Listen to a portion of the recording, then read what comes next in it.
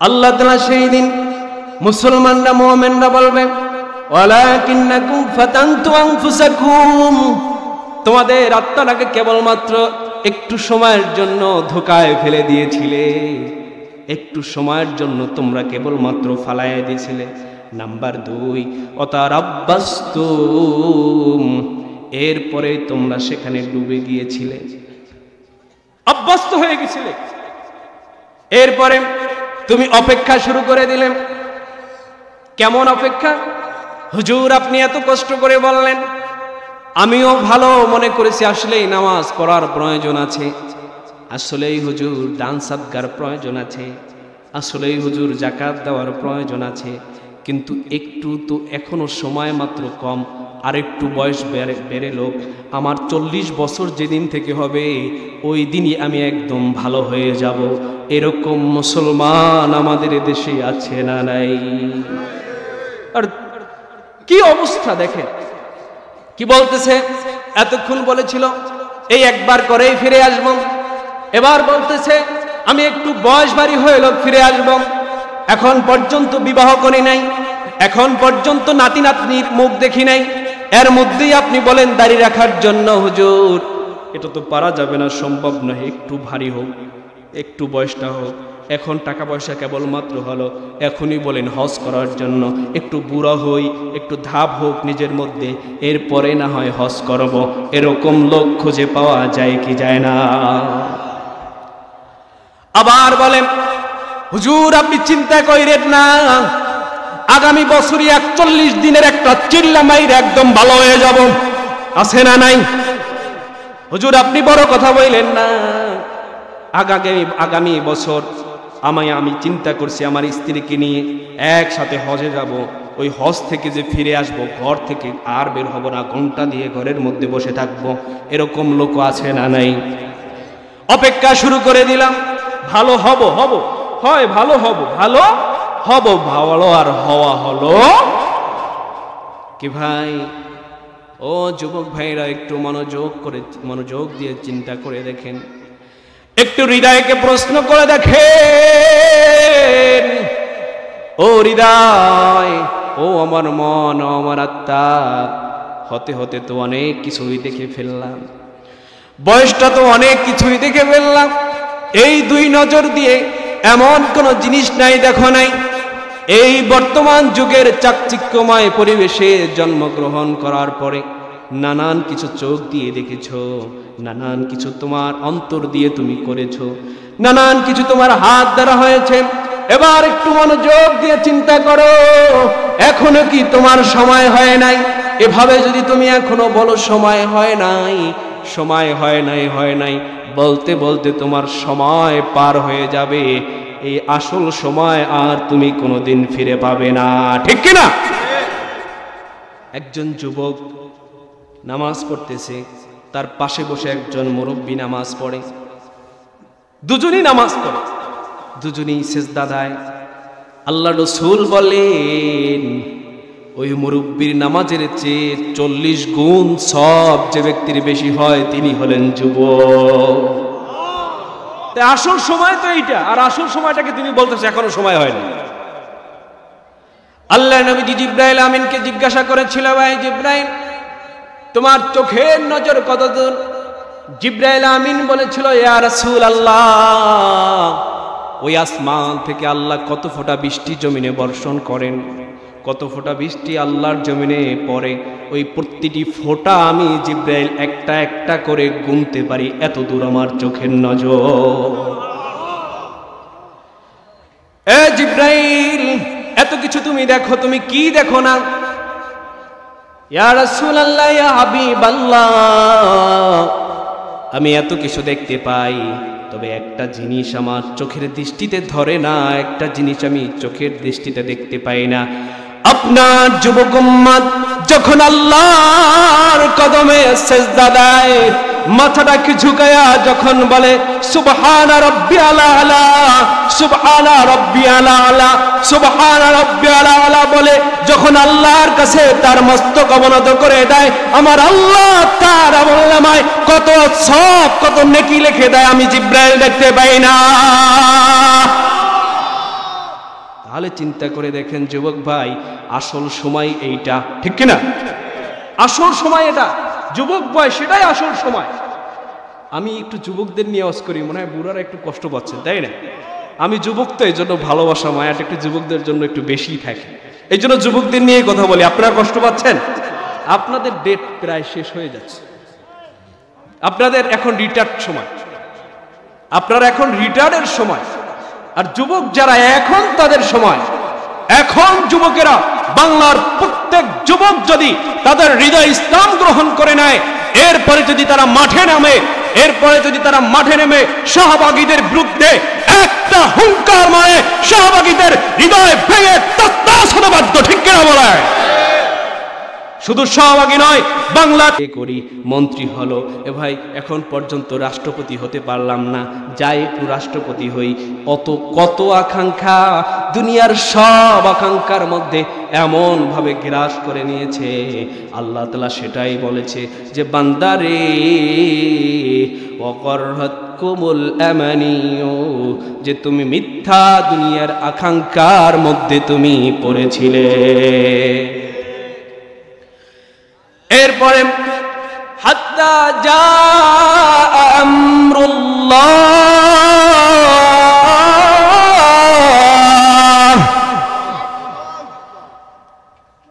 হাত্তা জা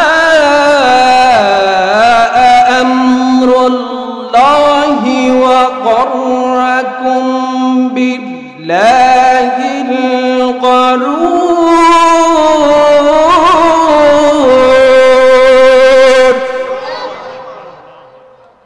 এবার ফিনিশ হয়ে গেলে, যখনই আল্লাহর আদেশ চলে আসলো, ফেরেশতা পাঠিয়ে দিল, যাও যাও যাও, মালাকুল মউত আকাঙ্ক্ষার মধ্যে পড়ে আছে, যাও যাও, আমার বান্দার এত আকাঙ্ক্ষাকে একটু খোসা দিয়ে সব আকাঙ্ক্ষা চূর্ণ বিচূর্ণ করে দাও। এ ভাই, সব কিছু পারেন কে? কেউ যেটা পারেন না, পারেন সেটাকে। কেউ যেটা দেখেন না, দেখেন সেটাকে। কেউ যেটা করে না, করে সেটাকে। একটু কম মানুষই এবার আল্লাহর নামটা লয়েছেন। এ ভাই, জীবন দিয়েছেন কি? আরো কম বলেছে, জবান দিয়েছেন কি?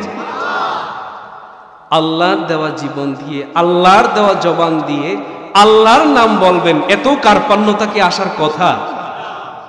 আচ্ছা, একবার একটু ভাবেন তো, সন্তান আপনার এখান থেকে মিয়ারহাট বাজারে, আপনি এখানে বসে আপনার সন্তানকে প্রয়োজনে একটা ডাক দিলেন, আব্দুর রহিম, এত জোরে ডাক দিয়েছে মিয়ারহাট বাজার পর্যন্ত, ছেলে ওখানে বসে বলছে জি বাবা, কথা বলেন ঠিক কিনা?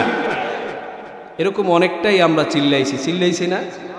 আচ্ছা বলেন, কোন ভার একবারও কি আল্লাহকে ডাক দিচ্ছেন আল্লাহ? কি বলেন? সব কণ্ঠ ছেড়ে একবারও কি আল্লাহকে ডাকছেন? ডাকা হলো, সব ডাকা হলো, কিন্তু আল্লাহ তোমাকে ডাকা হলো। কণ্ঠ দিয়েছো তুমি, জীবন দিয়েছো তুমি, তোমার দেওয়া জীবন দিয়ে আমি নানান অপকর্ম করি, তোমার দেওয়া জীবন দিয়ে আমি নানান কাজ করি, তোমার দেওয়া জবান দিয়ে আমি নানান ভাবে ডাকি, কিন্তু আল্লাহ তোমাকে ডাকা হলো। এই জন্য একটু মহব্বতে পড়ুন, আল্লাহ রে ডাক, আল্লাহ রে ডাক, বলি আল্লাহ রে ডাক,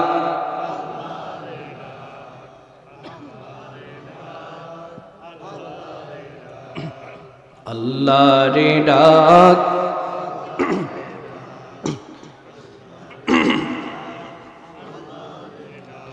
তুমি যখন ছোট্ট ছিলে, দাঁত ছিল না মুখে, তরল খাবার দিলেন আল্লাহ মা জননীর বুকে, তোমার মা জননীর বুকে, ঠিক না?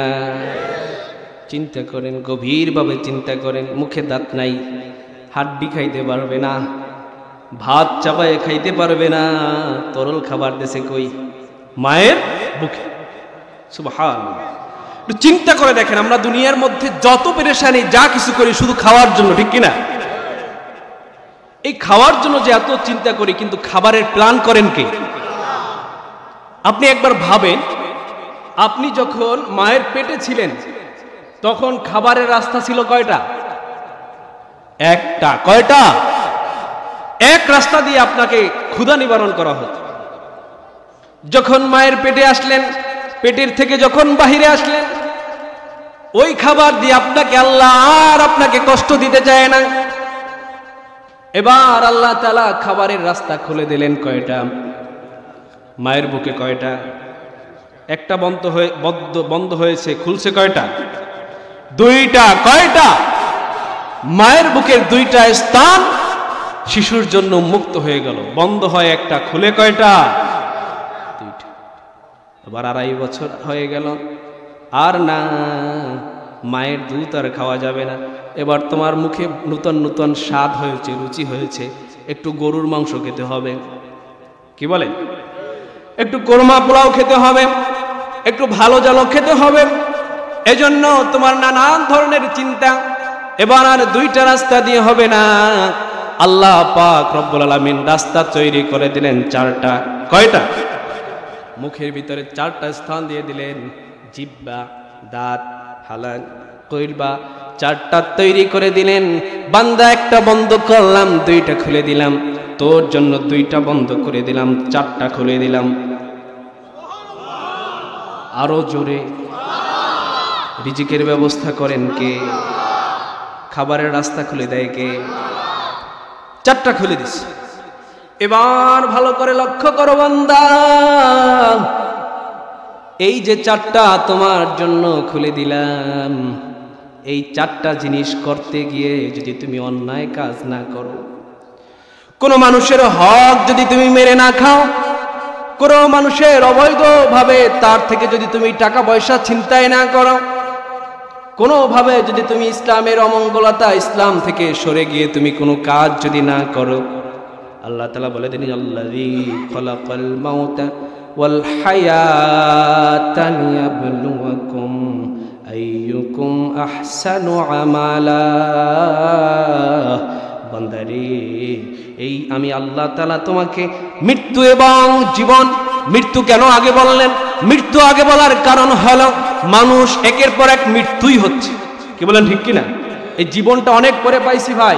আমরা আগে ছিলাম কোথায়? রুহের জগতে। কোথায় ছিলাম? রুহের জগতে ছিলাম। সেখান থেকে আমাদের মৃত্যু হয়েছে একবার, মৃত্যু হয়ে মায়ের পেটের ভিতরে আসছি। সেই মায়ের পেট থেকে আবার মৃত্যু হয়েছে, সেখান থেকে মায়ের পেট থেকে ডেলিভারি হয়ে দুনিয়ায় আসছি। ঠিক কিনা বলেন? এই জন্য আগে মৃত্যু, একের পর এক মৃত্যু দিলাম। অনেক মানুষ মৃত্যুকে এরপরে আবার জীবিত করবে জিনিসটাকে অস্বীকার করে। এ ভাই, কেমনে অস্বীকার করো? তোমার মায়ের পেটে বসে কি তুমি শ্বাস করছো? কি শ্বাস করছো? অক্সিজেন লাগছে? লাগে নাই। সেখান তো আর একটা জগৎ ছিল রে ভাই। আবার জমিনে আসছে, এটা আর এক জগৎ। আবার একটা জগতে যাবে, সেখানেও আল্লাহ আর একটা জগৎ চালু করে দেবে। ঠিক কিনা বলেন? আপনি কিভাবে অবিশ্বাস করেন? আল্লাহ তাআলা বলেন, আল্লাযী খালাকাল মাউতা ওয়াল হায়াত। বান্দারে মৃত্যু এবং জীবন, এই জীবনের মাঝখানে আমি লিয়াবলুয়াকুম আইয়ুকুম আহসানু আমালা। বান্দারে, তোমাকে আমি পরীক্ষা করব, সব থেকে উত্তম আমল তোমার কেমন হয়। এ বান্দা শোনো, যদি তুমি এই মৃত্যু এবং জীবনের মাঝখানের সময়টাকে তুমি তোমার মুখের এই 4টা জায়গা থেকে খাবারের জন্য যদি তুমি শৃঙ্খলা না করো, খাবারের জন্য যদি তুমি অসৎ উপার্জন না করো, খাবারের জন্য যদি ইসলামের পথ থেকে সরে না যাও, ও বান্দা শুনে নাও, ও বান্দা শুনে নাও, যখনই কিয়ামত হবে, কিয়ামতের ময়দানে আমি তোমার জন্য, আমি আল্লাহ জান্নাতের 8টা দরজা খুলে দিব। বন্ধ হয় একটা, খুলে যায় কয়টা? 2টা। বন্ধ হয় 2টা, খুলে যায় কয়টা? বন্ধ হয় 4টা, খুলবে কয়টা? এ ভাই, আর কোনো চিন্তা থাকে?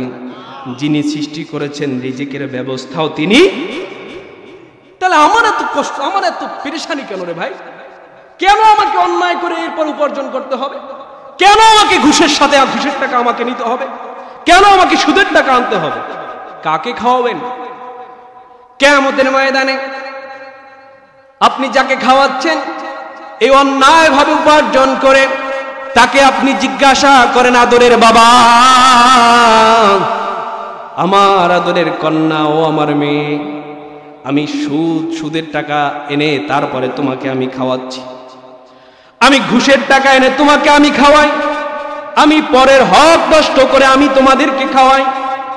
কিয়ামতের ময়দানে আমার এই অংশের ভাগীদার তোমরা নিবা না তোমরা জবাব দাও।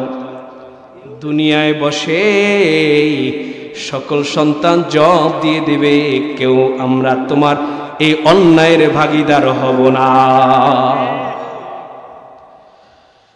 يوم لا ينفع مال ولا بنون, আল্লাহ তাআলা বলে দিলেন কিয়ামতের দিন সন্তান সন্ততি সম্পদ যা কিছু বলেন কোনো কিছুই বান্দার কাজে লাগবে না, কোনো কিছুই কাজে লাগবে না। স্ত্রী পালাবে, স্বামী দৌড়াবে পিছে পিছে, প্রাণের স্ত্রী তোমাকে আমি ধামুরার বাজার থেকে সব থেকে দামি লেটেস্ট একটি শাড়ি তোমাকে আমি উপহার দিয়েছিলাম, তোমার জন্মদিনে আমি 2 ভরি স্বর্ণ বা 5 ভরি স্বর্ণ দিয়ে তোমাকে আমি একটি গহনা বানিয়ে দিয়েছিলাম। ওগো প্রাণের স্ত্রী, আমাদের ম্যারেজ ডেতে, আমাদের বিবাহ বার্ষিকীতে আমি তোমাকে বড় আনন্দদায়ক রেস্টুরেন্টে তোমাকে নিয়ে আমি ঘুরতে গিয়েছিলাম, খাবার খাওয়াইছিলাম। প্রাণের স্ত্রী, আজ আমি বিপদে পড়ে গেছি, মাত্র একটা নেকির কারণে আমার আমলের পাল্লাটা হালকা হয়ে যাচ্ছে, তুমি একটা নেকি আমাকে দাও। স্ত্রীর ভাষাটা কি হবে একটু শুনবেন, শুনবেন? ওই বেটা কি সব আবল তাবল বড়, আমার তো জীবনে বিয়েই হয় নাই। ফাজলামি করো বেটা, আমি তো বিয়েই করিনি। আবার স্ত্রী এভাবে স্বামীর কাছে দৌড়াবে, স্বামী বলে দূর মহিলা, আবল তাবল বকো, আসলে চেনে চেনে না এমনটা না, চেনে, আমার স্বামী তাও জানে, কিন্তু ওই দিন পাশ কাটাই চলে যাবে। কিস, আমি তো জীবনে বিয়েই করিনি।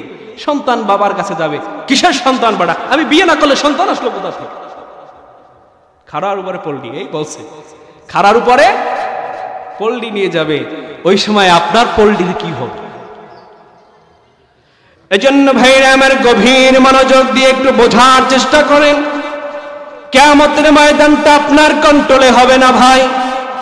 আপনি আপনার মতো কিয়ামতের ময়দানে আপনি নিজেকে উপস্থাপন করবেন, তা হবে না, তা হবে না। কিয়ামতের ময়দানটাকে আপনি আপনার মতো সাজাবেন, তাও হবে না। ওই দিন কি হবে? আল-ইয়াওমা نختم على أفواههم وتكلمنا أيديهم وتشهد أرجلهم بما كانوا يكسبون. ওই দিন আপনি নিজেকে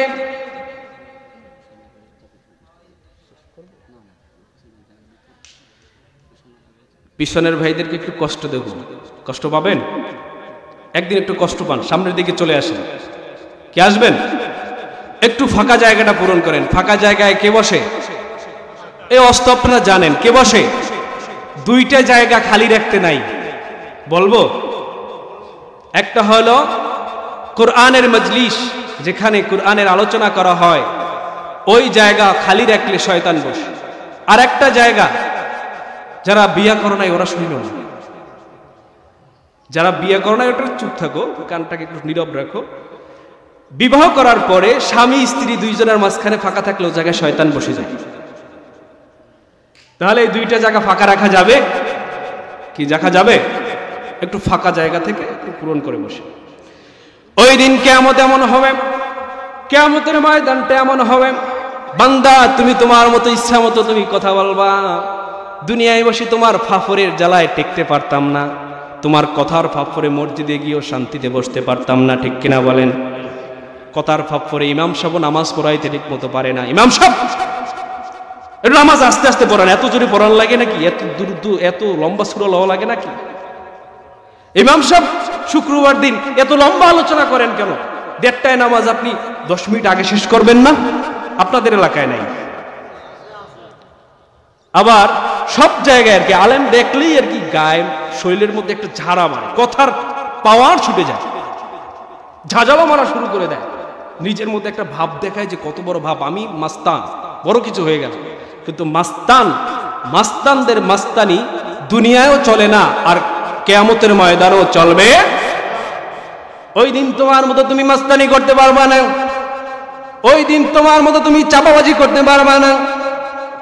ওই দিন আল্লাহ পাক রব্বুল আলামিন মুখের মধ্যে ছিল মেরে দিবে, কারণ মুখ দিয়ে কিয়ামতের ময়দানেও মিথ্যা কথা বলা শুরু করবে। আল্লাহ তাআলা দেখাইবে, এই অমুক দিন তোমার বাহের ঘাট জবানের বাড়ি মাহফিল চলছিল, আর তুমি অমুক বাড়ির বাগান থেকে ডাব চুরি করে খেয়েছিলে। আল্লাহ তাআলা স্পষ্ট দেখাইবেন, না আমি যাই নাই। আপনি কি বলেন? যাইতে পারি না, আমি যাই নাই। আল্লাহ তাআলা বলবেন, এই দেখো ছবি সহ ফুটেজ, তুমি অমুক দিন অমুক জায়গায় তুমি অন্যায় কাজ করেছিলে, জিনার মধ্যে লিপ্ত ছিলে, একজন নারীর সাথে তুমি অন্যায়ভাবে তার সাথে সম্পর্ক জড়িয়েছিলে। স্পষ্ট দেখানো হবে, না না আমি এখানে যাই নাই। ওখানে বসেও চালাকি করা শুরু করে দেবে। ওখানে বসেও আপনি দেখেন, এই যে ক্যামেরা, সিসি ক্যামেরা, বিভিন্ন অফিসে যান, আপনি ঘুরি দেন, চলতেছেন, আপনার সব কিছু ক্যামেরা রেকর্ড করছে এরা। আপনি একটু ভাবেন মনোযোগ দিয়ে, দুনিয়ার সৃষ্টি আমরা যেহেতু ক্যামেরার মাধ্যমে কি করতেছে সব কিছু দেখতে পাই, তাহলে যিনি সৃষ্টি করেছেন তার ক্যামেরা কি যেমন তেমন ক্যামেরা? আরো বড় ক্যামেরা না? আনলিমিটেড মেগাপিক্সেল, যার কোনো মেগাপিক্সেল নেই, আনলিমিটেড। সেই ক্যামেরা দিয়ে আল্লাহ তাআলা দেখতেছেন, ওখানে দেখাবেন, মুখ ধরা মিথ্যা কথা শুরু করে দেবেন। না করি নাই, আল্লাহ তাআলা এবার মুখের মধ্যে মোহর মেরে দিবেন, সিলগালা করে দেবেন, মুখটাকে থামাই দেবেন, আর না তোর মুখ দিয়ে আর বলতে পারবে না, মুখটাকে আল্লাহ তাআলা বন্ধ করে দেবেন। এরপরে হাত খুলে যাবে, হাত বলা শুরু করবে, হাল না আমাকে ধারা অমুক দিন অমুক জায়গায় বসে চুরি করেছিল, অন্যায় করেছিল, অমুক লোককে একটা থাপ্পড় অন্যায়ভাবে থাপ্পড় দিয়েছিল, অমুক মানুষকে লাঠি দ্বারা পিটিয়েছিল, ইসলামী আন্দোলনের মানুষেরা ইসলামের কথা বলতে বাহিরে বের হয়েছিল, তাদেরকে আঘাত করেছিল, তাদেরকে কষ্ট দিয়েছিল। এভাবে নানান ধরনের যত অন্যায় কাজগুলো সব হাত সেদিন সাক্ষী দেওয়া শুরু করে দিবে।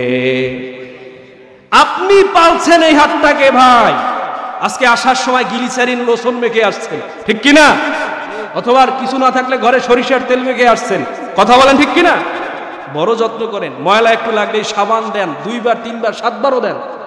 আপনি পালেন এই হাতটাকে, চিন্তা করেন।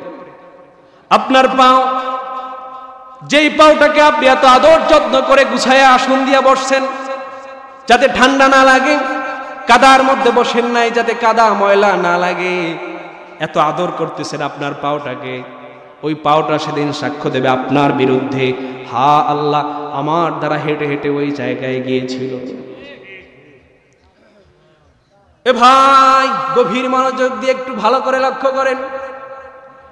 আপনি যে আপনার আত্মাটাকে, নফসটাকে আপনি পুষে বেড়ান, যেই নফসের কারণে আপনি এত কিছু করেন, 2 মিনিটের সুখের জন্য আপনি পরকীয়ায় লিপ্ত হয়ে যান, 2 মিনিটের সুখের জন্য আপনি ব্যভিচারে লিপ্ত হয়ে যান, কথা বলেন ঠিক কিনা? আপনি দুনিয়ায় সাধারণ কিছু ভালো একটু খাওয়ার জন্য আপনি অন্যায়ভাবে উপার্জন করেন, এই আত্মাটাকে শান্তি দেওয়ার জন্য, ঠিক কিনা? 1 ঘন্টার কনসার্ট, 1 ঘন্টার ড্যান্স দেখার জন্য আপনি সেখানে এই আত্মাটাকে নিয়ে যান, একটু দেখ, মন ভালো করে মনোযোগ দিয়ে দেখ, আত্মাটাকে খুশি করেন, এই আত্মাটাকে পুষে বেড়ান। আপনি এত ভালোবাসেন আত্মাটাকে, এত মহাব্বত করেন আত্মাটাকে, একটু গভীর মনোযোগ দিয়ে আপনি শোনেন, এই আত্মাটা সেই দিন আপনার বিরুদ্ধে আল্লাহর দরবারে সাক্ষ্য দিবে।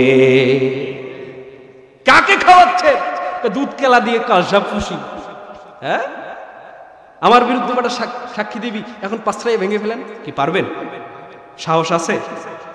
আমার বিরুদ্ধে একটা সাক্ষী দিবি, পাওটাকে ভেঙে ফেলেন, পারবেন? সাহস নাই, নাই, কারণ আমি তো ভালোবাসি তাকে। এ ভাই, এজন্য কিয়ামতের ময়দানে আপনার বিরুদ্ধে আপনার হাত সাক্ষ্য দেওয়ার জন্য দাঁড়িয়ে যাবে। আপনার পা সাক্ষ্য দেওয়ার জন্য দাঁড়িয়ে যাবে, আপনার আত্মা সাক্ষ্য দেওয়ার জন্য বাড়িয়ে যাবে। এজন্য খাওয়া নিয়ে কোনো টেনশন থাকার কোনো প্রয়োজন, ইমানদার কোনো টেনশন করে না। আজকে খাইলাম এখানে, কালকে কোন জায়গায় খাবো, আল্লাহ যেখানে রাখছে। কি বলেন, ঠিক কিনা ভাইরা আমার?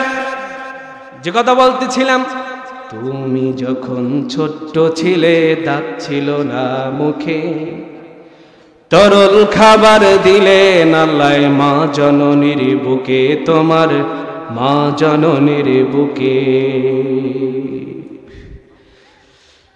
ওই আল্লাহ রে ভুইল না রে, ভোলা যায়? আমার সাথে একটু বলেন, ওই আল্লাহ রে ভুইল না রে, ওই আল্লাহ রে ভুইল না রে, জীবন যাকার থাক। বলি আল্লাহ রে ডাক, আল্লাহ রে ডাক, আল্লাহ রে ডাক।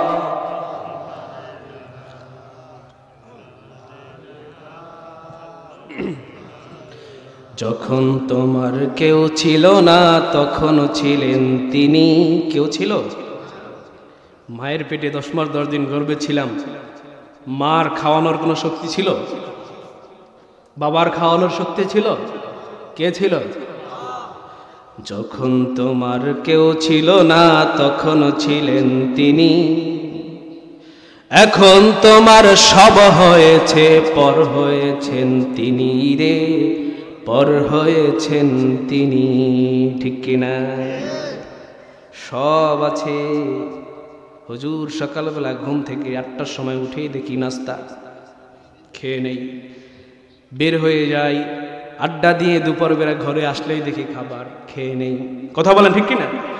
মা আছে, বাবা আছে, ভাই আছে, বোন আছে, সম্পদ আছে, টাকা আছে, পয়সা আছে, সব কিছুই আছে, কিন্তু সব কিছু থাকার পরে ভুলে যাকে গিয়েছে তিনি কে? আবার তোমার কেউ রবে না, একদিন তোমার কেউ রবে না, একদিন তোমার, একদিন তোমার, একদিন তোমার কেউ রবে না, রবেন মাওলা পাক। আল্লাহ রে ডাক রে বান্দা, আল্লাহ রে ডাক, জোরে আল্লাহ রে ডাক, আল্লাহ রে ডাক, আল্লাহ রে ডাক। আলহামদুলিল্লাহ।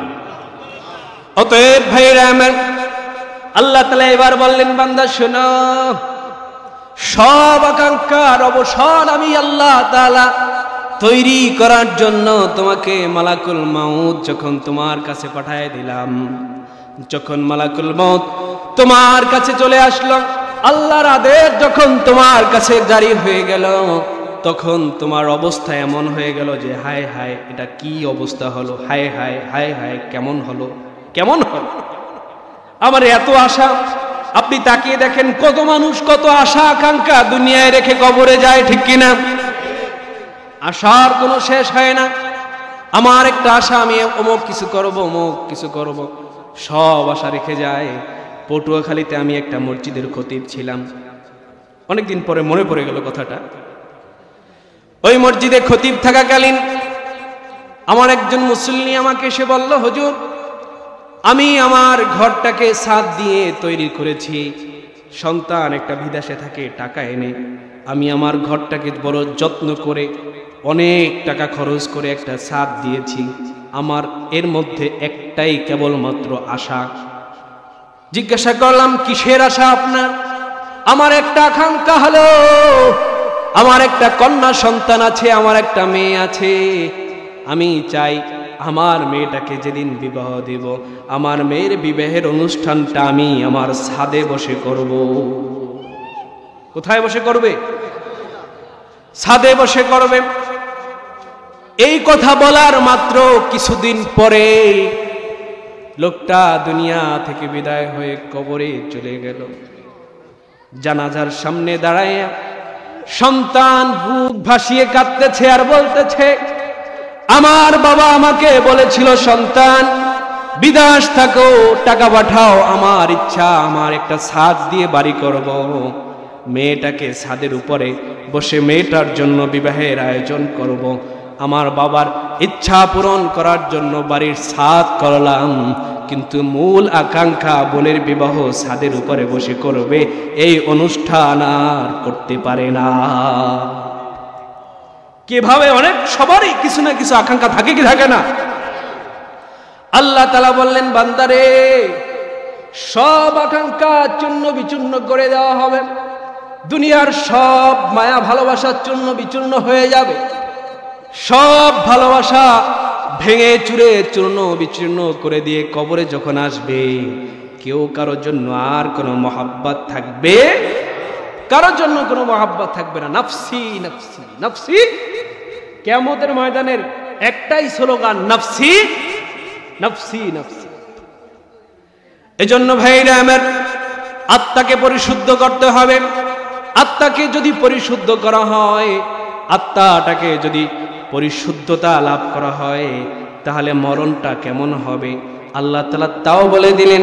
ফেরেশতা পাঠানো হবে, যখন ফেরেশতা তার মরণের জন্য তার কাছে যাবে, একটা কথা ঘোষণা তাকে দেবে, ইয়া আইয়াতুহান নাফসুল মুতমাইন্নাহ ইরজিই ইলা রাদিয়াতান মারদিয়াহ ফাদখুলি ফি ইবাদি ওয়াদখুলি জান্নাতি। বলেন আল্লাহু আকবার। ডাক দিবেন, ইয়া আইয়াতুহান নাফসুল মুতমাইন্নাহ, হে প্রশান্ত আত্মা। ডাকটা শুনছেন? হৃদয় জুড়ানো ডাক, কি সুন্দর ডাকটা। একটা রুমাল নিয়ে আসবে আর বলবে, ইয়া আইয়াতুহান নাফসুল মুতমাইন্নাহ, প্রশান্ত আত্মা। কেমন প্রশান্ত? দুনিয়ায় বসে তোমার কোরমা পোলাও খাওয়ার শখ তোমারও ছিল, কিন্তু তুমি খাও নাই। দুনিয়ায় বসে ভালো একটা জায়গায় ঘুমানোর শখ তোমারও ছিল, কিন্তু তুমি ঘুমাও নাই। দুনিয়ায় বসে কালো টাকা ইনকাম করতে তুমিও পারতা, কিন্তু তুমি তা করো নাই। দুনিয়ায় বসে সম্পদের পাহাড় গড়তে তুমিও পারতা, তুমি তা করো নাই। শীতের ঠান্ডার শীতের মধ্যে কম্বলের ভিতরে ঢুকে বসে তুমি ঘুমাইতে পারতা, কিন্তু তুমি ঢুকাও নাই। জবানের বাড়ির মাহফিলে চলে এসেছিলে। শীতের ভিতরে কনকনে ঠান্ডার ভিতরে কনকনে শীতের মধ্যে ফজরের আজান শুনে তুমি ঠান্ডা পানি দিয়ে উজু না করে তুমি বিছানায় ঘুমায়া থাকতে পারতে, কিন্তু তুমি বিছানার মধ্যে ঘুমাও নাই। ওই ঠান্ডা পানিটার ধারা তুমি তোমার জাহান্নামের আগুনটাকে নিভায়া দিলে। সুবহানাল্লাহ। দুনিয়ার ঠান্ডা পানি দিয়ে উজু করা, কবরের জাহান্নামের আগুন নিভানো। রাজি আছেন? আগামীকাল ফজরে আমি সব কিছু ছেড়ে দিয়ে, ঠান্ডা হোক গরম হোক, পানি দিয়ে উজু করে আমি নামাজ আদায় করব মসজিদে গিয়ে ইনশাআল্লাহ। এই কথা ওয়াদা দিতে কে কে রাজি আছে? ফজরের নামাজ পড়বে? পড়বে? হাত কিছু কম উঠছে। সবাই ইচ্ছা করতে পারেন না? কি জান্নাতে যাইতে মনে চায় না? ইয়া আইয়াতুহান নাফসুল মুতমাইন্নাহ, এত প্রশান্ত আত্মাটাকে ডাক দিবে। এই প্রশান্ত আত্মাটা আপনার তৈরি করতে মন চায় না? কি চায় না? কালকে ফজরের নামাজ আপনি পড়তে পারবেন, সেই হায়াত আপনার থাকবে, এই গ্যারান্টি কি আছে? কালকে জোহরে আপনার জানাজা হবে না, এই গ্যারান্টি আপনি দিতে পারেন? আসরে আপনার মসজিদের মাইকে এলান হবে না, এই গ্যারান্টি কেউ দিতে পারে? তাহলে কিসের এত আমার অহংকার? কিসের আমার এত প্রয়োজনীয়তা? আমার কিসের দুনিয়ার সুখ? কিসের দুনিয়ার শান্তি? যেই দুনিয়াটা আমাকে 1 মিনিট বেঁচে থাকার গ্যারান্টি দুনিয়া আমাকে দিতে পারে না, সেই দুনিয়ার ভালোবাসা কিসের প্রয়োজন আমার? তুমি আল্লাহকে ভালোবাসো, সারা রাত ঘুমায় থাকো বিছানায়, ফজরের নামাজটা পড়তে পারো না, ওই বিছানার উপরে শয়াকে রাখে বিছানায় ঘুমায় থাকো। লুঙ্গি এক মাথার তার এক মাথায় চলে যায়, খাটের এক মাথায় ঘুমাইছিল আর এক মাথায় চলে গেলাম, খবর নাই তোমার।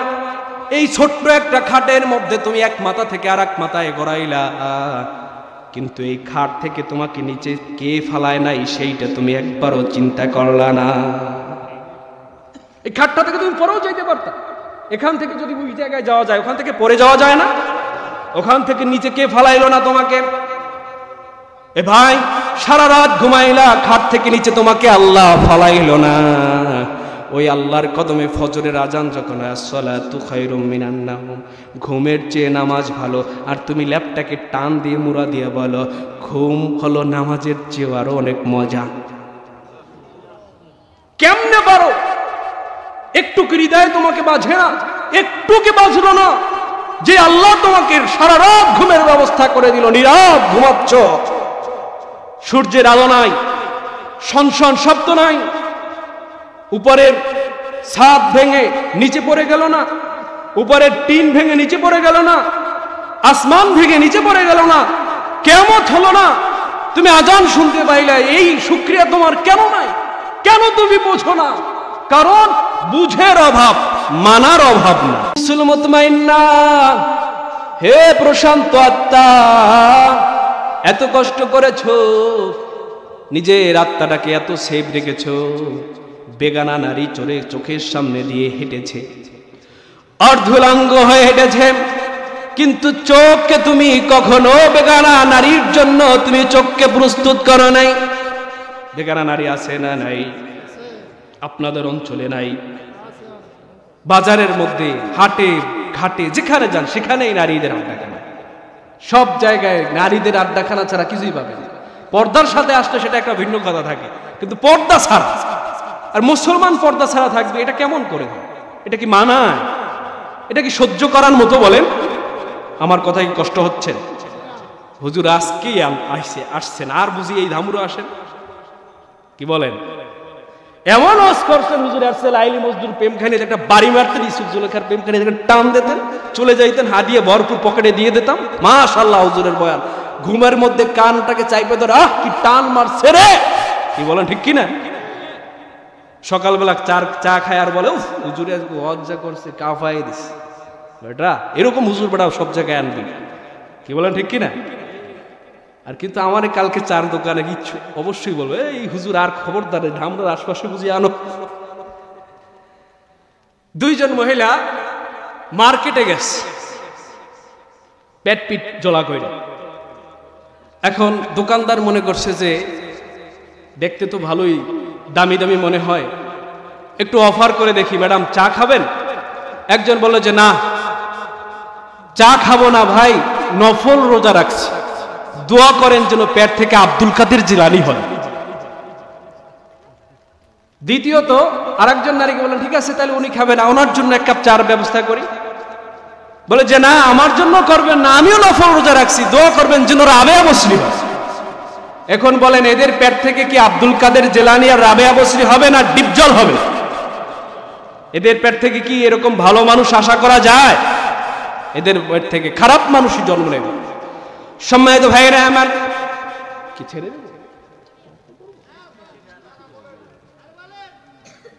বৃষ্টিতে ভয় পাচ্ছেন না? আল মাতারু রহমাতুন, বৃষ্টি হলো আল্লাহর রহমত, একটু গায়ে লাগাবেন রহমত লেগে যাবে। আলহামদুলিল্লাহ বলেন। ভাইরা আমার, ফেরেশতা ডাক দিবে প্রশান্ত আত্মা বেরিয়ে আসো। কিভাবে বেরিয়ে আসবে? মৃত্যুর যন্ত্রণা অত্যন্ত বড় যন্ত্রণাদায়ক, মৃত্যুর কষ্ট যে আমরা কেউই মৃত্যুর কষ্ট অনুভব করতে পারবো না। মৃত্যু যে কত বড় কষ্ট, এই মৃত্যুর কষ্ট কেউ সহ্য করতে পারবো না। কিন্তু ওই দিন মৃত্যুটা মুমিনদের, যারা নিজেদের আত্মাটাকে পরিশুদ্ধ করতে পেরেছে, তাদের মৃত্যুটা এমন হবে, ইয়া আইয়াতুহান নাফসুল মুতমাইন্না, হে প্রশান্ত আত্মা বেরিয়ে আসো, বেরিয়ে আসো। কোনো কষ্ট হবে না, কোনো হিসকিও হবে না, কোনো টানও হবে না, কোনো ঝাপও হবে না, ধাপও হবে না, চোখ উল্টে যাবে না। সুবহানাল্লাহ। এরকম সুন্দর মৃত্যু আমরা চাই না? বেরিয়ে আসো, বেরিয়ে আসো, ইরজিই, বেরিয়ে আসো ইলা রাব্বিকি রাদিয়াতাম মারদিয়া, তোমার রবের আনন্দে, তোমার রবের খুশির জায়গায় তুমি বেরিয়ে আসো, আনন্দ সহকারে বেরিয়ে আসো। ফাদখুলি ফি ইবাদি ওয়াদখুলি জান্নাতি, ফাদখুলি ফি ইবাদি ওয়াদখুলি জান্নাতি।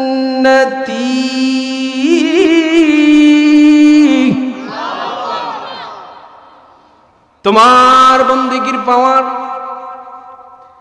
তোমার ইবাদত, তোমার কর্ম পদ্ধতিকে তুমি দুনিয়ায় বসে এত ভালোভাবে সাজিয়েছিলে। আজ আল্লাহর সন্তুষ্ট গ্রহণকারী যে বান্দারা, আল্লাহর সন্তুষ্ট নিয়ে তারা যারা থাকতেছে, এই সন্তুষ্ট গ্রহণকারী এই বান্দারা যেখানে আছে তাদের সাথে শামিল হয়ে যাও। শুধু এখানে নয়, আল্লাহর জান্নাতের দিকে চলে যাও। জান্নাতে যেতে রাজি আছে না নাই? এই জান্নাতে যাওয়ার পরে আবার তোমার জন্য বলা হলো, আলা ইন্না আউলিয়া আল্লাহ লা খাউফুন আলাইহিম ওয়ালা হুম ইয়াহজানুন। এবার তোমার জন্য কথা হলো, বান্দা শোনো, তুমি দুনিয়ায় বসে আল্লাহর ওলি হয়েছিলে, আল্লাহর বন্ধু হয়েছিল, আল্লাহর ভালোবাসার মানুষ হয়েছিলে। এই ভালোবাসার মানুষের জন্য আল্লাহর দুইটা কথা, লা খাউফুন আলাইহিম ওয়ালা হুম ইয়াহজানুন, তাদের কোনো ভয় নাই। তারা কবরে যাওয়ার পরে কি অবস্থা হবে, কোথায় থাকবো, কেমন বিচার হবে, কেমন কি হবে, কিয়ামতের ময়দানে তাদের কোনো ভয় নাই। ওয়ালা হুম ইয়াহজানুন। আবার যখন জান্নাতের সার্টিফিকেট দেওয়া হবে, যাও জান্নাতে যাও, জান্নাতে যাওয়ার পরে এত নাজ নেয়ামত দেখার পরে এবার চিন্তায় পড়ে যাবে, হায় হায় এখান থেকে নিয়ে আল্লাহ 2 দিন পরে আবার বের করে দেয়। এইরকম বের করে দেওয়ার কোনো চিন্তাও তোমার জন্য না। এজন্য আল্লাহর ভালোবাসার প্রয়োজন আছে না নাই? কোথায় ভালোবাসা পাবো? ভালোবাসা কেমনে পাবো? কিভাবে ভালোবাসা পাবো? আল্লাহর ভালোবাসা পেতে হলে আল্লাহর কাছে কেমনে চিঠি লেখা যায়, আল্লাহর কাছে কেমনে পত্র লেখা যায়, আল্লাহর কাছে কেমনে মেইল করা যায়, এই কথাও আল্লাহ তাআলা কোরআনে বলছে কিনা? আল্লাহ তাআলা বলে দিলেন, কুল ইন কুনতুম তুহিব্বুনাল্লাহা ফাত্তাবিউনি ইউহিব্বুকুমুল্লাহ ওয়া ইয়াগফির লাকুম যুনুবাকুম ওয়াল্লাহু গফুরুর রহিম। বলেন আল্লাহু আকবার। হে নবী, আপনি জানাই দেন, কুল, আপনি বলেন, আপনি কাকে বলবেন? আপনার উম্মতদেরকে বলেন, যারা আমি আল্লাহর মহব্বত চাই, আমি আল্লাহকে ভালোবাসতে চাই, যারা আমি আল্লাহর ভালোবাসা চাই, যারা আমি আল্লাহর সাথে প্রেম করতে চাই, আমি আল্লাহর মহব্বত যারা চাই, তাদেরকে আপনি বলে দেন যে আমাকে ভালোবাসতে হলে তোমাদের কোনো পত্র লিখতে হবে না, কোনো মেইল করতে হবে না, কোনো লাইভে যেতে হবে না। তোমরা যদি আমাকে ভালোবাসতে চাও, ফাত্তাবিউনি, আমি রাসূলের অনুসরণ করো। সুবহানাল্লাহ। তাহলে কি হবে? আমি রাসূলের যদি অনুসরণ করো, ইউহিব্বুকুমুল্লাহ, তুমি ভালোবাসতে চাও, এটার প্রয়োজন নাই, আমি আল্লাহ নিজেই তোমাকে ভালোবাসা শুরু করে দিব। যুবক ভাইরা, মেয়ে একখান পছন্দ হয়েছে, মাশাআল্লাহ, সুন্দর। এবার চিন্তা করলেন কিভাবে প্রেমের প্রস্তাব দেওয়া যায়। মেয়ে বলতেছে, তোমার প্রস্তাব দেওয়ার প্রয়োজন নাই, তুমি আমাকে প্রেমপত্র লিখবা, এরপরে তুমি আমাকে ভালোবাসবা, এর কোনো প্রয়োজন নাই। তুমি যদি দৈনিক একবার আমার বাড়ির দরজার সামনে সকালবেলা এসে ঠান্ডা পানিতে গোসল করতে পারো, তাহলে 3 দিন মাথায় তোমাকে আমি ভালোবাসা শুরু করে দিব। যুবক ভাইরা জবাব দাও, ঠান্ডা পানি তোমার কাছে কেমন মনে হবে? কেমন মনে হবে? একজন মুরব্বী বলছে গরম মনে হবে, না যুবক বয়সে গরমই মনে হয়েছিল। কেমন মনে হবে? আর এরকম ঠান্ডা পানির প্রয়োজন নাই, আমি রসুলের যদি অনুসরণ করো তাহলে আমি আল্লাহ স্বয়ং তোমাকে ভালোবাসা শুরু করে দিব। এ ভাই, ভালোবাসার প্রয়োজন আছে না নাই? আল্লাহর খুশি যে পাওয়া যায় নবীর ভালোবাসায়,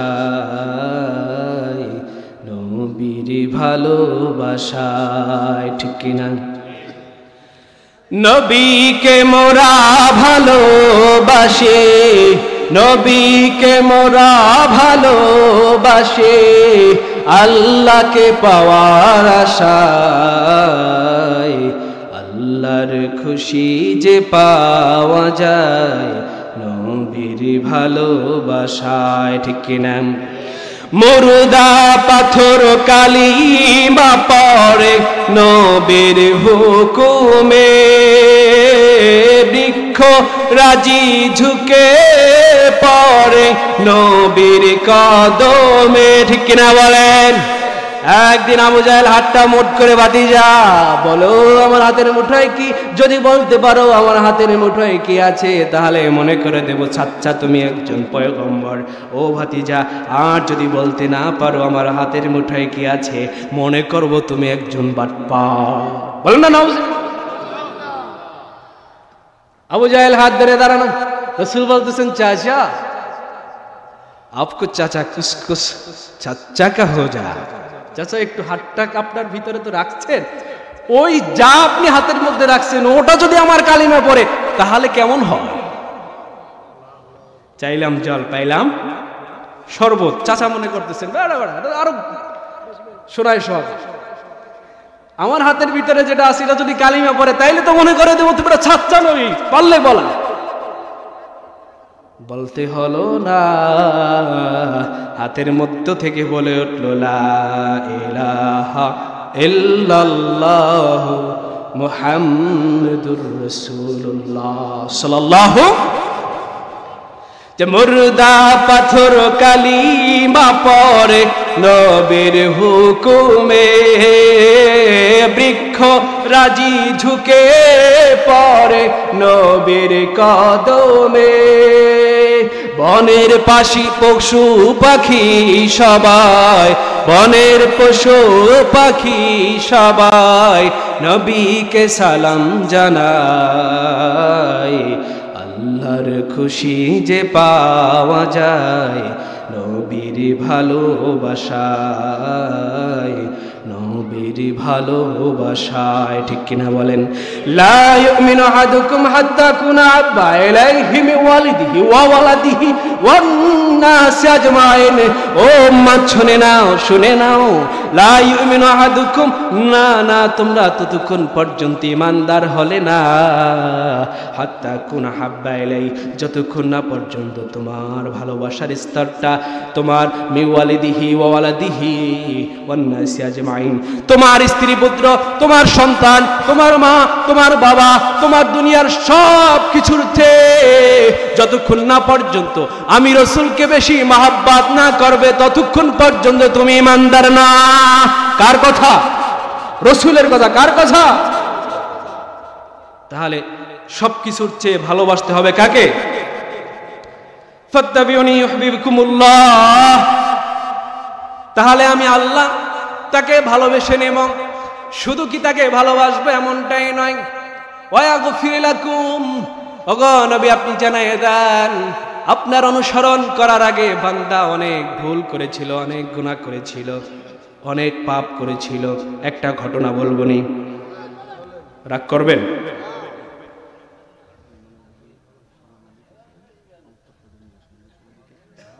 আমি বুঝবো না, সবাই তো বলে।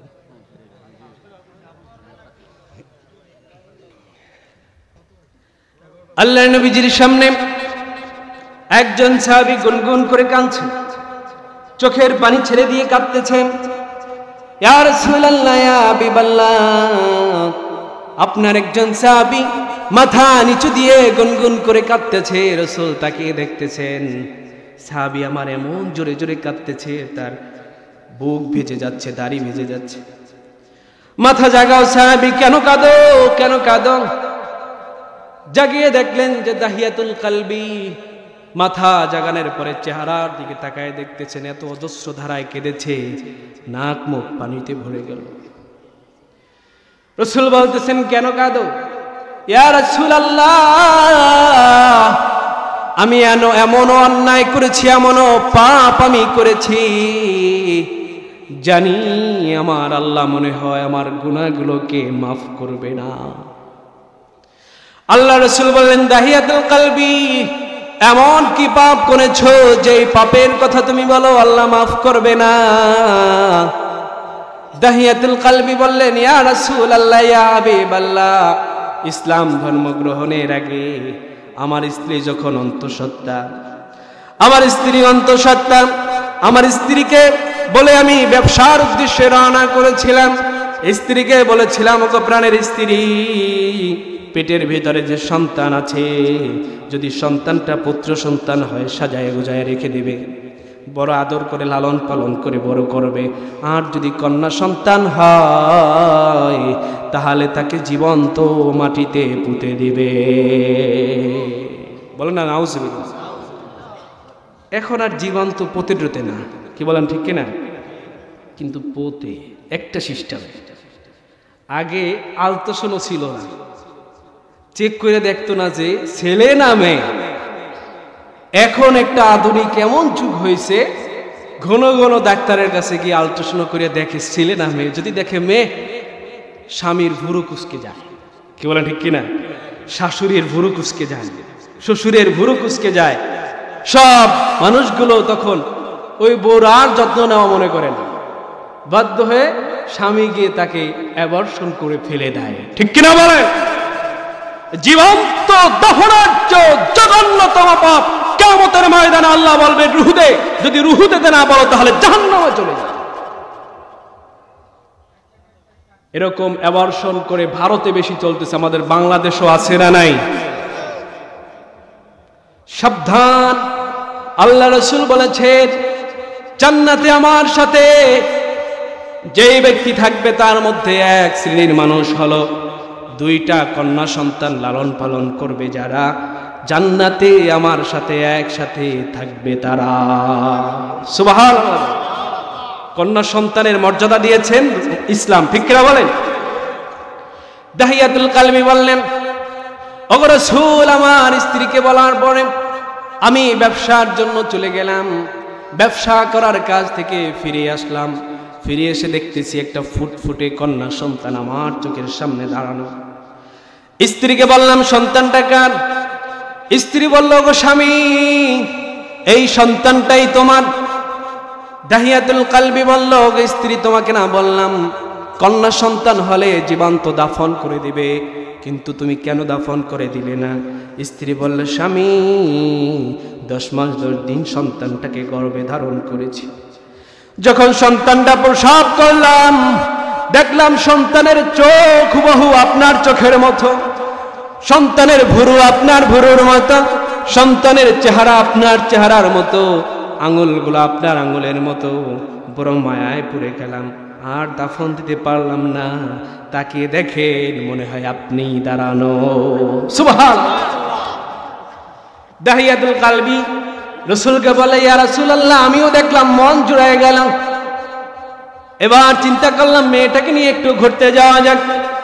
ঘুরতে যেতে যেতে পথে পথে চিন্তা করলাম, দুনিয়ার আরবের মক্কার কন্যা সন্তানগুলোকে আমি জীবন্ত দাফন করে দেই, আমার ঘরে কন্যা সন্তান দেখলে মানুষ আমাকে কি বলবে? এই মানুষ কি বলবে, এই ধাক্কায় আমাদের জীবন শেষ হয়ে গেল, ঠিক কিনা বলেন? লোকে কি বলবে,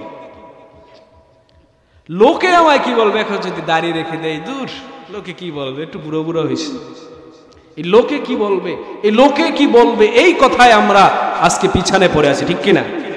আজকে হাজার হাজার যুবক বেকার হয়ে রাস্তায় রাস্তায় ঘুরে, যে যদি ওই কাজটা করি লোকে কি বলে, কাজ করেন। লোকে কি বলবে, চার দোকান দেব, লোকে কি বলবে, একটা অটো চালাবো, লোকে কি বলবে, গাড়ি চালাবো, লোকে কি বলবে, ব্যবসা করব, লোকে কি বলবে। এগুলো আমাদের সাথে তো যায় না, লোকে কি বলবে। এই লোকে কি বলবে, এজন্য আজকের আমরা সব থেকে পিছনে পড়ে আছি, ঠিক কিনা বলে? আপনাদের কষ্ট হচ্ছে বুঝি? দাহিয়াতুল কলবি বললেন, হুজুর আমার অন্তরের মধ্যে এই দাগা দিয়ে দিল, লোকে কি বলবো আর কন্যা সন্তান আমার সহ্য হলো না।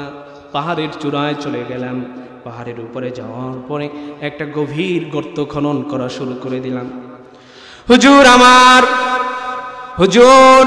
আমার সন্তান আমার ঘাম মুছে দেয়, আমাকে আদর করে দেয়, যত্ন করে দেয়।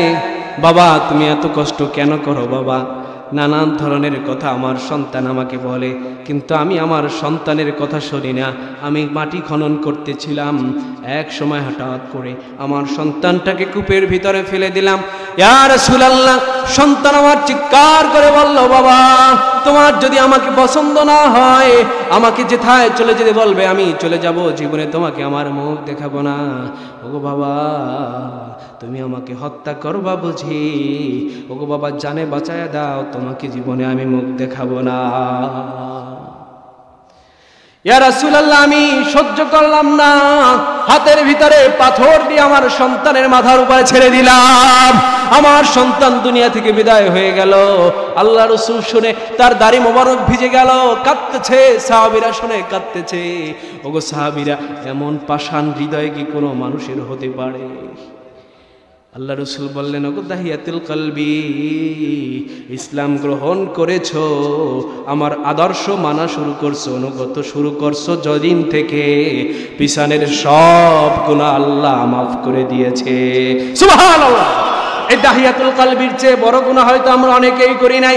এ ভাই চিন্তা করেন, দাহিয়াতুল কলবি আল্লাহ রাসূলের অনুগত করা শুরু করে দিল যেদিন, আল্লাহ তো ওই দিন সব গুনাহ মাফ করে দিলেন। ওয়াগফির লাকুম যুনুবাকুম, সব গুনাহ আল্লাহ মাফ করে দিলেন। শুধু তাই নয়, ওয়াগফির লাকুম যুনুবাকুম আল্লাহু গফুরুর রহিম। এরপরে আবারও কথা আছে, বান্দা যখন অনুসরণ করা শুরু করবে, অনুগত করা শুরু করবে, তখন থেকে আবার ভুল করবে। করে কি করে না? মানুষ মাত্রই তো ভুল করে। আবার বান্দা ভুল করবে, মাঝে মাঝে নামাজ ছুটে যাবে, নামাজে যেতে পারবে না, মাঝে মাঝে মিথ্যা কথা বলা শুরু করে দেবে, মাঝে মাঝে অন্যায় কাজের মধ্যে হাত দিয়ে ফেলবে। আল্লাহ তাআলা বললেন যে বান্দা যখন আবার তুমি ফিরে আসবে, বাজা তু বাজা, ফিরে আসো ফিরে আসো। যখনই তুমি আবার ফিরে আসবে, ফিরে আসার পরে আল্লাহু গফুরুর রহিম, আমি তোমার জন্য হয়ে যাব ক্ষমাশীল এবং দয়ালু। বলেন সুবহানাল্লাহ। আজকের এই মাহফিলের ময়দান থেকে তওবা করে, খাঁটি তওবা করে, সেইভাবে আল্লাহ রাসূলের অনুগত আমরা এখন থেকে শুরু করব। এই বলে খাঁটি একটা তওবা করে পিছনের গুনাহ মাফ করাতে কে কে রাজি আছি? জোরে হাত তুলে দেখান কে কে রাজি আছি। নারায়ে তাকবীর, নারায়ে তাকবীর। আল্লাহ আমাদের সকলকে কবুল করুক না, আমিন। ভাইরা আমার, যতক্ষণ কথা বলেছি আল্লাহ পাক রব্বুল আলামিন যতটুকু কথা আমাদেরকে শোনার তৌফিক দিয়েছে, সবগুলো আমাদের আমল করার তৌফিক দান করুক না, আমিন। আলহামদুলিল্লাহ রাব্বিল আলামিন।